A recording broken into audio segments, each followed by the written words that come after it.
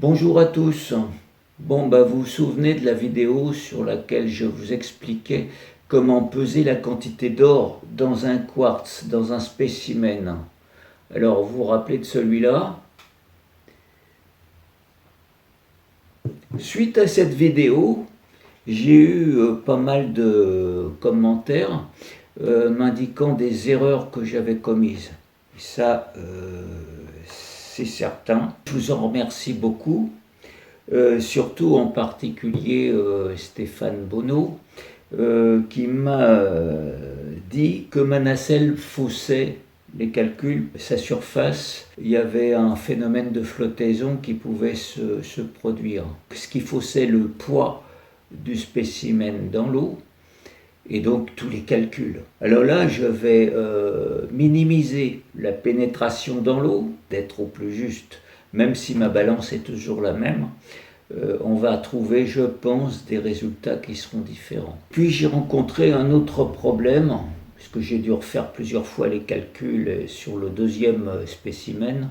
Le deuxième spécimen, si vous vous souvenez, c'était le spécimen le plus sombre. Alors, en l'étudiant un peu mieux, je me suis aperçu qu'il y avait peut-être pas que du quartz dans ce spécimen, qu'il y avait des roches et des minéraux qui avaient une densité différente, ce qui faussait aussi tous les calculs. Donc là, on va refaire les choses un petit peu mieux, un petit peu plus, je dirais, scientifiquement, même si le mot est grand pour la petite expérience qu'on va mener. Je vais continuer avec celui-ci, qui nous avait donné en résultat 5,8 g d'or dedans, ce qui me semble pas juste, parce qu'on a visiblement que de l'or dans cette partie-là. Alors un petit peu immergé dans le quartz, mais pas sur toute la totalité. Donc là, pour un morceau de ce volume-là, de ce qu'on peut voir en or, ça me paraissait énorme comme poids d'or à l'intérieur de ce quartz. Donc on va voir, on va refaire tous les calculs et puis on va noter les différences. Alors pour celui-ci, je vais le peser à sec et on va bien voir. Alors la ficelle elle pèse rien. À sec, là j'obtiens 54 grammes. Je vais noter. Donc poids à sec 54 grammes qu'on va multiplier par 1,9. Ça c'est coefficients n'ont pas changé. Et puis on va mesurer le poids dans l'eau. Alors pour mesurer le poids dans l'eau, j'ai allégé aussi mon système avec un petit bout de bois, une ficelle de cuisine toujours qui est ultra légère et un petit trombone. Donc ce que je vais faire, je vais peser ça. Là j'ai 26 grammes. Donc je mets, comme vous pouvez voir, ma balance TAR 0 pour démarrer l'expérience. Donc là j'ai bien le poids pareil. Donc on oscille entre 53 et 54. Donc j'ai pris 54. Donc je vais plonger le spécimen dans l'eau. Voilà, sans toucher les bords. Et là, j'obtiens 33 grammes.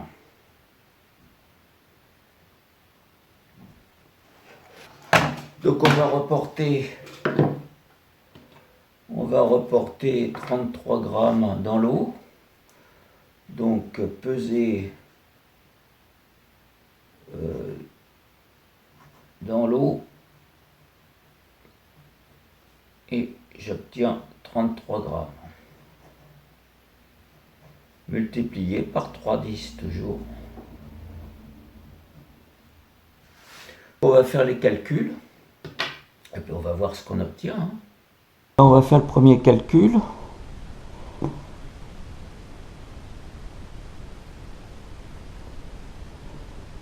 On a 54 grammes multiplié par 1,9, ce qui nous donne 102,60.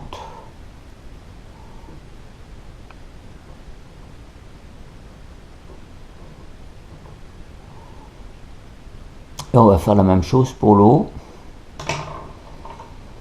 Donc on a 33 grammes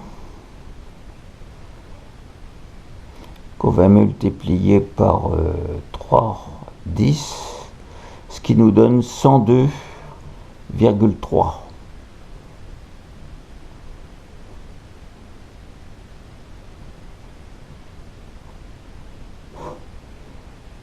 Ce qui nous fait 0,3. Alors logiquement, il y a 0,30 grammes là-dedans. 3 dixièmes. Alors la différence est énorme, hein. Je ne sais pas si vous vous rappelez, mais on avait 5 grammes 80 la dernière fois, et là on arrive à 0,30. Alors là, c'est un résultat qui me surprend beaucoup. Bon, c'est vrai que s'il n'y a que ce petit truc-là qui sort, effectivement, il peut y avoir que 0,3. Ça me semble léger, mais bon. J'ai fait les calculs comme on doit les faire. J'ai pesé avec toute la rigueur que j'ai pu. Maintenant, ma balance, est-ce qu'elle est en cause ou pas? J'en sais rien. Donc, c'était une curiosité de voir ça. Donc maintenant, on va s'attaquer au deuxième. Alors, le deuxième, normalement, il y a plus d'or. Hein. Il y a plus d'or, on le voit.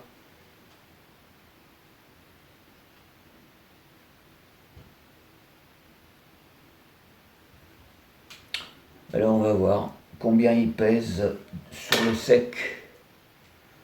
Alors hop, la balance bien à 0. Voilà, donc je pèse. Ouais, j'arrive à 16 grammes. Donc je reporte le deuxième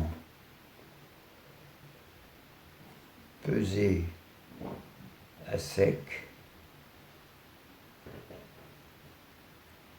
Donc 16 grammes multiplié par un œuf. Et on va faire pareil, on va peser dans l'eau.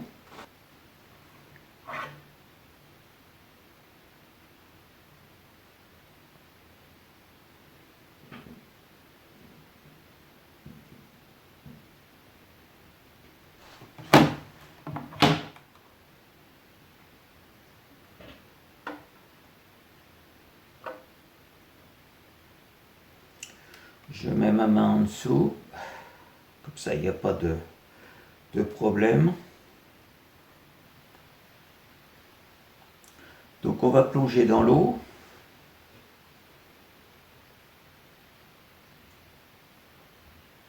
Donc je vous montre, hein, on a bien, là je l'ai fait bouger, mais bon, on a bien 16 grammes.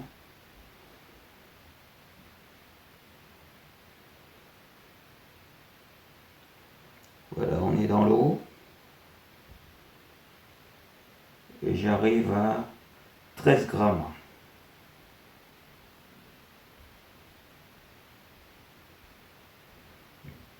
Donc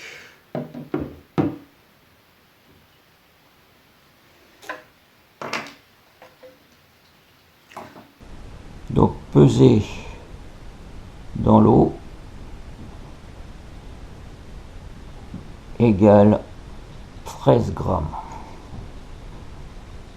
multiplié par 3,10. Donc on va faire le calcul.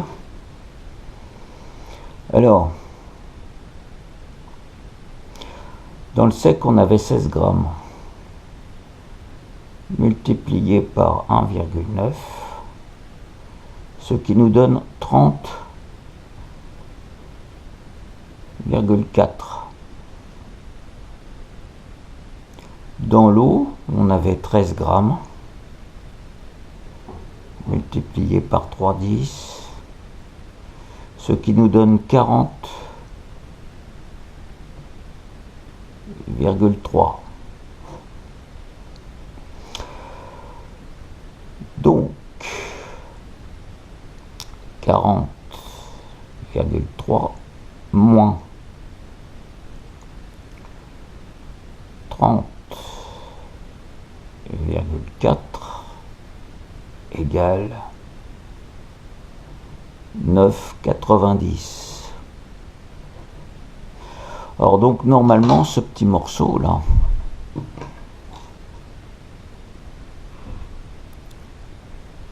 eh ben, il y a 9,90 g dedans.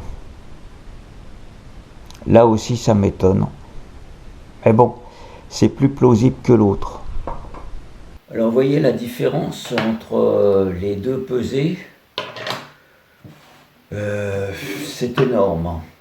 Là dans le premier, si j'en crois mes calculs, on a 0,3 grammes d'or, et dans le deuxième, eh ben, on a presque 10 grammes, on a 9,90 g. Alors là les amis, ça me surprend, mais bon, le calcul étant là, il est là, et qu'est-ce que vous voulez que je vous dise? Bon, je suis surpris par ces résultats. Bon, celui-là peut-être, je sais pas. Je dirais que ça représente un tiers d'or dans le spécimen. Ouais, il y en a pas mal quand même, regardez.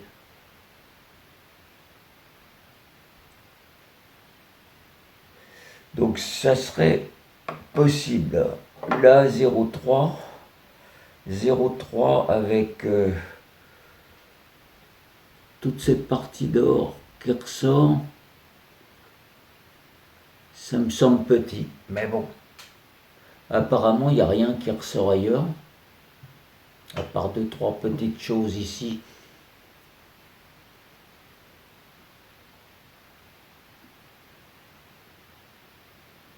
Là, que vous voyez là. Mais sinon, je vois rien d'autre. Donc ça serait juste. Ça serait juste. Cette expérience était quand même enrichissante, malgré mes doutes. Alors je suis honnête, hein, j'ai appliqué les formules que j'ai retrouvées ailleurs. Tout le monde fait comme ça. Maintenant, la seule chose qui pourrait être mise en cause, c'est ma balance. Parce que la méthode, la ficelle, elle pèse rien. Elle n'a aucun pouvoir de flottaison. Je ne vois pas ce qui pourrait fausser ces calculs. Bon, c'était une deuxième vidéo pour retenter l'expérience, pour voir les différences qui sont énormes. Alors c'est tout de même intéressant. Si vous avez des commentaires à faire dessus, ben, n'hésitez pas. Peut-être que je me suis trompé quelque part, mais je pense pas. Faudrait retenter l'expérience, mais avec une balance précise. Autre chose qu'une balance de cuisine qui est en plastique, qui est voilà, peut-être pas très juste et qui de toute façon est au gramme. Donc il faudrait une balance au centième pouvant peser voilà, ce genre de spécimen, et puis voir. Ce qui comptait de toute façon, c'était la méthode de calcul. Après, si vous avez des spécimens, ben, vous pouvez tenter l'expérience et puis voir et mettre en commentaire ce que vous en pensez du résultat, vous. Toujours est-il que je ne voulais pas laisser cette vidéo comme elle était, puisqu'il y avait des erreurs de matériel, de procédés. Alors j'espère que j'obtiendrai votre indulgence, si jamais ça colle pas trop dans les résultats. L'idée c'était de vous montrer les calculs, de vous montrer comment on fait, et puis surtout de voir les différences qu'on a eues entre les deux pesées de ces deux vidéos. ça peut être très intéressant. Cette vidéo m'a permis quand même de vous faire quelque chose pour ce dimanche, parce que honnêtement, c'est vrai que j'avais rien d'autre. Donc, écoutez, on se retrouve à la prochaine vidéo. J'essaie de creuser les sujets pour vous trouver quelque chose d'intéressant.